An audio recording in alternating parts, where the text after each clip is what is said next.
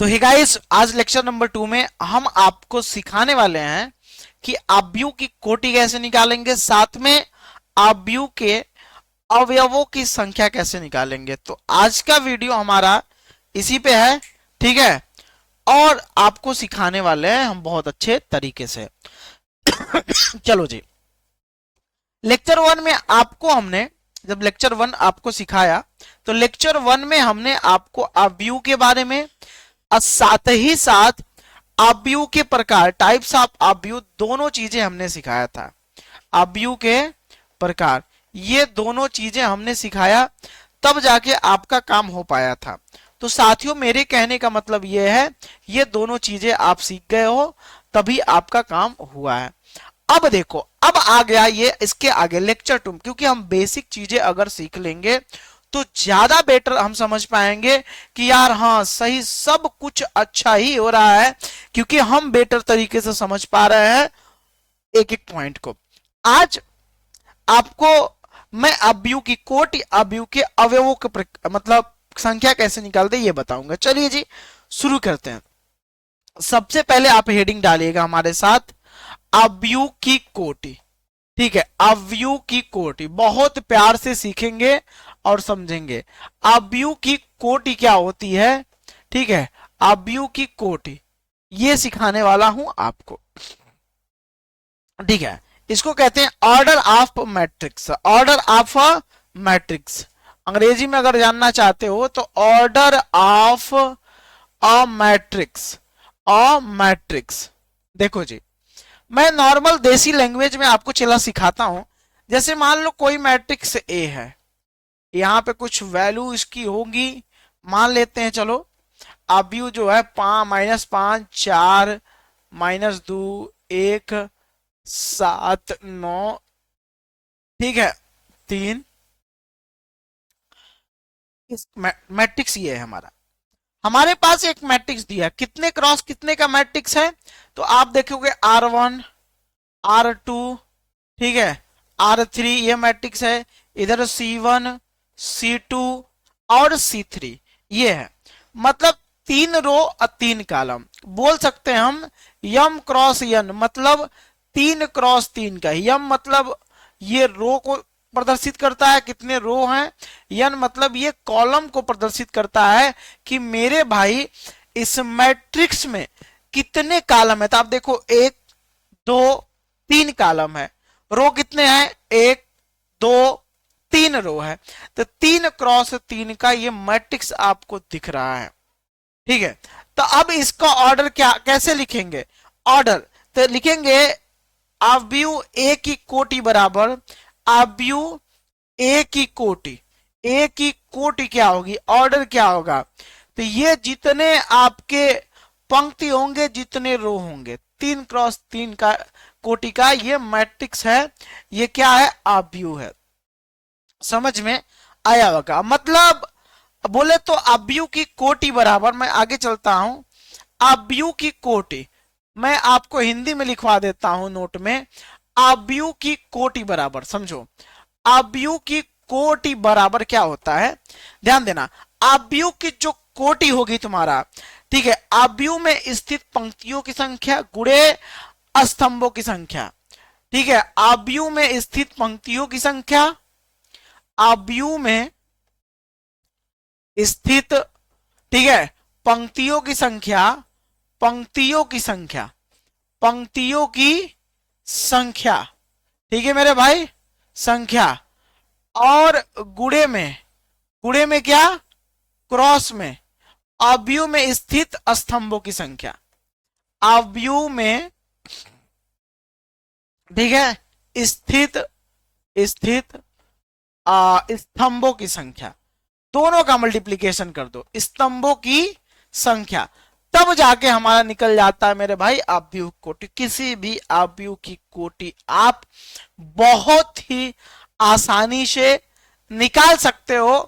कोई भी आपको रोक पाए तो बोलो ना यार, कोई रोक पाएगा क्या चला तेरे को, है नहीं रोक पाएगा ना, कोई नहीं रोक पाएगा, आप समझो, कोई भी नहीं रोक पाएगा। इसलिए आव्यूह की कोटि हो गया आव्यूह में स्थित पंक्तियों की संख्या गुणे आव्यूह में स्थित स्तंभों की संख्या। ठीक है ना, समझो। तो ये कहानी आपकी हो गई।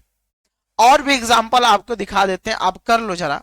जैसे मान लो कोई बी मैट्रिक्स है, A B C D E F G H I J K L, ये एक मैट्रिक्स। आप कितने क्रॉस कितने का मैट्रिक्स देखो, एक दो तीन, तीन रो है, एक दो तीन चार, चार कॉलम है। तो अवयव की कोटि हो गई। अवयव की कोटि बराबर, ठीक है, अवयव की कोटि बराबर, प्यारे बच्चों, अवयव की कोटि देखो, तीन क्रॉस चार का ये कोटि का अवयव हो गया। तो मतलब इस प्रकार से हम कोटि निकाल लेंगे। अब दूसरा पॉइंट आता है कि अवयवों की संख्या क्या होती है। ठीक है, दूसरा पॉइंट क्या आता है इसमें, अब अवयव में अवयवों की संख्या देखो, अवयव में अवयवों की संख्या, अवयव में अवयवों की संख्या, अवयवों की संख्या, ठीक है, अवयव में अवयवों की संख्या, क्योंकि इसके बाद हम प्रश्नावली शुरू करेंगे सीधा सीधा। ठीक है, इसके बाद हम लोग प्रश्नावली शुरू करेंगे, समझ रहे हो, प्रश्नावली हम लोग इसके बाद ही शुरू करेंगे, तभी मजा आएगा। देखो जैसे कोई भी अवयव आपने लिया, एक तीन दो अच्छा, ये अवयव है, इसका देखो अवयवों की संख्या, कोटि निकालोगे, कोटि निकालोगे तो आप देखोगे कोटि इसकी क्या होगी, टू क्रॉस टू का कोटि हो जाएगा। लेकिन अवयवों की संख्या कितनी होगी, बहुत आसान ये भी है। अवयवों की संख्या जो आपने कोटि लिखा है ना, अवयवों की संख्या में क्या करिएगा, जो आपने कोटि लिखा है दो क्रॉस दो का, ये बस गुणा कर देना, तो एलिमेंट कितने हो जाएंगे, चार हो जाएंगे। बस इनको मल्टीप्लाई करा देना आपस में, जो कोटि निकाल रहे भाई, इनके क्या होगा, अवयवों की संख्या आ जाएगी, तो चार अवयव होंगे, देख लो, एक दो तीन चार हो गए। ठीक है, तो इस प्रकार से आप, मैं पीछे लेके चलता हूं, इसमें निकालोगे तो इसमें अवयवों की संख्या निकालना जरा। जब आप इसमें अवयवों की संख्या निकालोगे तो आप देख पाओ जरा, अवयवों की संख्या तीन गुणे चार, मतलब तीन चौका बारह, बारह आ गया, तो बारह अवयव होंगे। देखो एक दो तीन चार पांच छह सात नौ दस ग्यारह बारह, बारह अवयव। तो इस तरह से आप अवयवों की संख्या भी निकाल सकते हो। अब देखो जैसे कैसे प्रतिशत, जैसे ऐसे होता है बहुत सारे। तो ये देखो, अगर कोई अवयव ऐसे है, तो इस वाले को पहले रोको, ऐसे ए, सब तीन, मान लो तीन क्रॉस तीन का हम लेते हैं, तीन क्रॉस तीन का हम लिख सकते हैं। हम ले लिया तीन क्रॉस तीन का एक मैट्रिक्स ले रहे हैं, मतलब जिसमें रो की संख्या भी तीन होगी और कॉलम भी तीन होंगे, और क्या होंगे, कॉलम भी तीन होंगे। मेरे बच्चों, अब यहाँ ये जो हमारा बॉक्स है, इस बॉक्स को मैंने घेर दिया, ये मैं रो, ये रो इसका देखोगे पहला ही रो है, इसको हम पहला रो कहते हैं R1, इसको रो टू कहते हैं R2, उसके नीचे R3 आ गया, पहला रो। इसको देखो कॉलम C1 कहते हैं, इसको कॉलम C2 कहते हैं, इसको कॉलम C3 कहते हैं। मेरे प्यारे बच्चों, इसका रो, अब ये जो आपका एलिमेंट है, इसका रो कौन सा है, एक नंबर, तो इसके आगे एक नंबर लिख देना। इसका कॉलम कौन सा है, वो भी एक नंबर। तो ये जो तत्व मतलब एलिमेंट हो गया A11 हो गया। उसी तरह इसका, आओ इस बॉक्स को हम कवर करते हैं भाई, आपको सिखा देते हैं। ये इसका रो, पहले रो को लिखेंगे, इसका रो एक है, कॉलम लेकिन दो हो गया। उसी तरह इसका लिख देना 1 3, उसी तरह इसका, अब इसका रो टू हो गया, कॉलम वन हो गया, इसका रो टू हो गया, कॉलम टू हो गया, रो टू हो गया 3। ठीक है, अब देखो 3, उसके बाद 1, 3 रो, कॉलम टू, 3 3। अब इस तरह सभी एलिमेंट अपने आप में चिन्हित हो गए। आप जितना भी बड़ा चाहे, जितना भी बड़ा अभी हो, ऐसे निकाल। सबसे पहले एक कोई एलिमेंट रहेगा, उसके बाद रो रहेगा, उसके बाद कॉलम। RC मतलब रो एंड कॉलम, R का मतलब रो कौन सा है, रो कौन सा, ठीक है, C का मतलब कॉलम कौन सा, कॉलम कौन सा, ठीक है, कौन सा। इस तरह रो कॉलम दोनों हो जाएगा, आपको बहुत भली भांति आप देख पाओगे। ठीक है मेरे भाई, बहुत ही ज्यादा भली भांति आप देख पाओगे रो एंड कॉलम क्या है बच्चों। ठीक है, तो मुश्किल से ये इतना बढ़िया टॉपिक ढूंढे थे आपके लिए। अब इसके बाद आपका सीधा प्रश्नावली शुरू होगी, प्रश्नावली 3.1। ठीक है, 2 लेक्चर में मैंने बेसिक चीजें आपको इसके बता दी हैं और आपने समझा भी। और इसके बाद आपका सीधा हम प्रश्नावली शुरू करेंगे कि भाई प्रश्नावली क्या है। ठीक है, पंक्तियों की संख्या यम इंटू यन, सीधा सीधा कोठी निकल जा रहा है। ठीक है, यहां देखो ऐसे हो गया, यहां देखो अवयव की संख्या।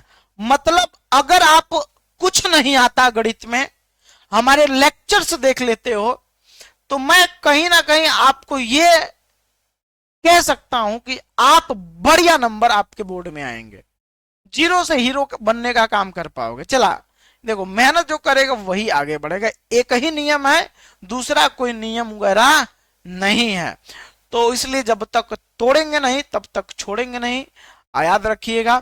फिर मिलेंगे, तब तक अपना ख्याल रखिए। जो भी बच्चे हमारे साथ जुड़ के पूरी तैयारी करना चाहते हैं, फुल कोर्स लेना चाहते हैं, देखो चाहते हो टॉप कर जाओ, पास कर जाओ, हमारा एक नंबर है, इस पे कॉल कर लो नंबर पे। ठीक है, कॉल कर लो या व्हाट्सएप कर दो कि सर हमें आपके साथ जुड़ के पूरी पढ़ाई करनी है, आपसे ज्यादा पैसा नहीं लूंगा, इतना लूंगा, अफोर्डेबल पैसा दोगे, कहीं जाओगे कई हजार फूंक दोगे, उससे मतलब नहीं निकलेगा, कोई फायदा नहीं होगा। सिर्फ आप अफोर्डेबल फीस देना 499 रुपया।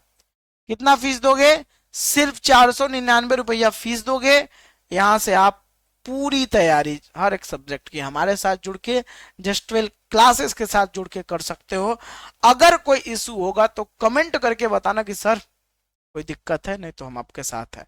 थैंक यू सो मच, नमस्कार, फिर मिलेंगे नेक्स्ट वीडियो में। वीडियो कैसी लगी कमेंट करके बताइएगा, अपने दोस्तों को भी शेयर कर देना। जय हिंद, जय भारत।